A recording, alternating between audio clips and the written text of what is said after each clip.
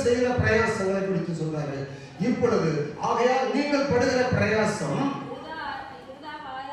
விருதாவாக இராதென்று அறிந்து நீங்கள் உங்கள் பிரயாசங்களில் இனி உறுதியாக, நீ அசைக்கப்படாதவர்களாக, இனி தைரியமாக மேலும் நீங்கள் எப்பொழுதும் அதிகமாய் செய்து கொண்டே இருங்கள். இனி உங்களுக்கு நிறைய பலன் உண்டு.